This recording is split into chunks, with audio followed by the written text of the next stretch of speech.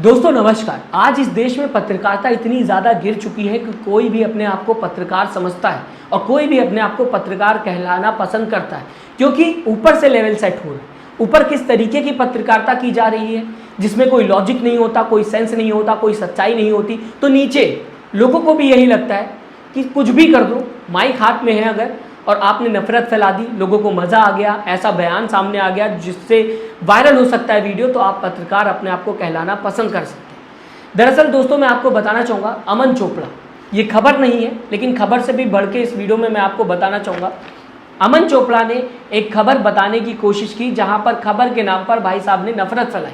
इन्हें लगा कि लव जिहाद का एंगल मिल जाएगा इस खबर में, इस वजह से इन्होंने ये खबर बना दी, लेकिन बाद में जैसे ही एंगल चेंज हो गया, ये इस खबर को अवॉइड करते हुए दिखाई दी। इस खबर को पूरी तरीके से ठंडे बस्ते में डाल दिया गया। इस खबर पे फिर बात नहीं की गई अमन चोपड़ा की तरफ से।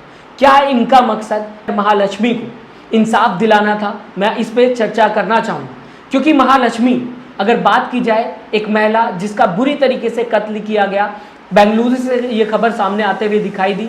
बताया जा रहा था पहले जिसने मर्डर किया है उसका नाम अशरफ।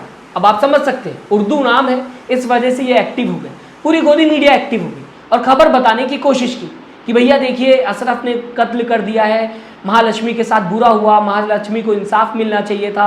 हम सब खबर बता रहे हैं ताकि ये खबर ज़्यादा से ज़्यादा लोगों तक पहुँचे, महालक्ष्मी को इंसाफ मिल सके। लेकिन इन्हीं पत्रकारों को जब ये पता चला कि पुलिस ने साफ कर दिया इस मैटर को और अब जो कातिल का नाम सामने आता हुआ दिखाई दे रहा है उसका मुक्ति रंजन राय नाम है, तो ये पूरे पत्रकार हटते हुए इस खबर से दिखाई दी। मुक्ति रंजन राय नाम आ गया कातिल का और खबर पूरी तरीके से बदलते हुए दिखाई दी। अब उसमें उर्दू नाम नहीं था, तो गोदी मीडिया ने इस खबर को बताना ही बंद कर दिया। तो क्या यहाँ पर मेरा सवाल है, इनका मकसद, गोदी मीडिया पत्रकारों का मकसद यहाँ पर महालक्ष्मी को इंसाफ दिलाना था? अगर इंसाफ दिलाना था तो कातिल का नाम कुछ भी हो, किसी भी धर्म से क्या फ़र्क पड़ता है, कातिल तो कातिल है। आपको खबर बतानी चाहिए थी, अपडेट देना चाहिए था, देश को बताना चाहिए था, लेकिन जैसे ही कातिल का नाम बदल जाता है, उर्दू नाम नहीं होता, इन्होंने खबर को बताना बंद कर दिया और साइड हटा दिया पूरी खबर। तो यहाँ से क्या मकसद है खबर बताने का आप समझ सकते हैं, जहाँ पर खबर के नाम पर नफरत फैलाने की कोशिश की जा रही है दो धर्मों में। यही है इनकी पत्रकारिता। दरअसल दोस्तों मैं आपको बताना चाहूँगा, सुप्रिया श्रीनेत का बयान सामने आया है इस पूरे मामले को लेकर। सुप्रिया श्रीनेत ने बताने की कोशिश की है कि आज पत्रकारिता का स्तर इन गोदी मीडिया पत्रकारों ने कितना ज़्यादा गिरा दिया, जिन्हें हर एक खबर में जब तक नफरत ना फैलाया जा सके, जब तक उसमें नफरत ना हो, डिवाइड ना किया जा सके लोगों को, तब तक ये खबर बताना पसंद नहीं करते।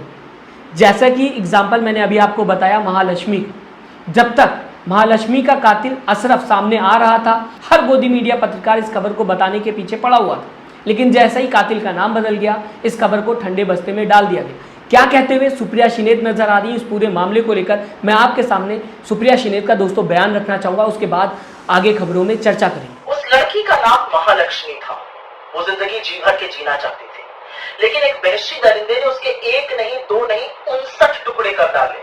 वो हैवानियत की रूह कांप जाए। पता चला हत्यारे का नाम अशरफ है। खूब सारे शो हुए, बहुत आक्रोश हुआ, नाराज हुए लोग, बिल्कुल होना चाहिए था। चीख चीख कर महालक्ष्मी के लिए न्याय मांगा गया, इंसाफ मांगा गया, बिल्कुल सही किया गया। फिर पता चला कि हत्यारा मुक्ति रंजन राय है। उसने बाद में खुद भी खुदकुशी कर ली। एकदम से सारे गोदी गिद्ध और बीजेपी आईटी सेल के भेड़िए चुप हो गए।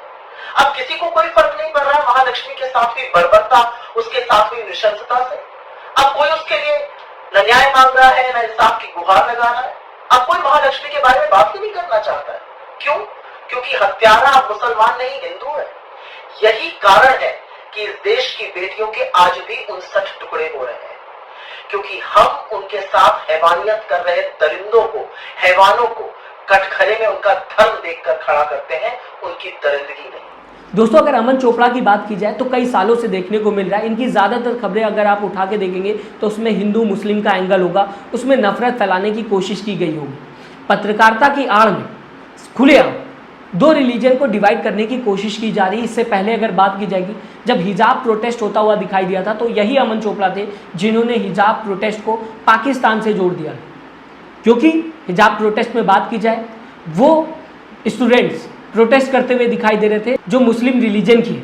ऐसे में इस प्रोटेस्ट को सीधा पाकिस्तान से जोड़ दिया था अमन चोपड़ा ने, जिसे लेकर फाइन और फटकार अमन चोपड़ा को लगाया था, लेकिन इसके बाद भी अमन चोपड़ा रुकते हुए दिखाई नहीं दिए। एक और एग्जाम्पल आपके सामने, जहां पे महालक्ष्मी को इंसाफ दिलाने के नाम पर, बहाने पर ये नफरत फैलाने की कोशिश करें। अगर महालक्ष्मी को इंसाफ दिलाने की बात ये इंसान कर रहा होता तो अभी भी फॉलो अप इस इंसान को देना चाहिए था, इस खबर को, इसको आगे फॉलो अप जनता तक पहुंचाना चाहिए था, बताना चाहिए था हर एक अपडेट जनता को। लेकिन यहाँ पर मकसद कुछ और ही था, जो शायद अमन चोपड़ा को बहुत बेहतरीन तरीके से पता था। आज जबकि ऊपर से लेवल सेट हो रहा है पत्रकारिता का, तो नीचे देख सकते हैं आप पत्रकार किस तरीके से काम करते हुए दिखाई दे रहे हैं। ये सो कॉल्ड पत्रकार है, जो खुद को पत्रकार कहते हैं। पत्रकारिता के नाम पे ये क्या करता हुआ दिखाई दे रहा है, आप देख सकते हैं। क्या ऐसे पत्रकार को आप देखना पसंद करेंगे? क्या इसे आप पत्रकारिता कहेंगे, जहाँ पर ये इंसान एक महिला जो कि ईमानदारी से अपना काम कर रही है, दुबई में अगर बात की जाए, दुबई से ये तस्वीर आते हुए दिखाई दे रही, उसे किस करता हुआ दिखाई दे, और एक बार नहीं कई बार जिस तरीके से हरकत कर रहा है, क्या इस इंसान को पत्रकार कहा जाए? आपके साथ आना चाहते हैं हम? आओ आओ आओ।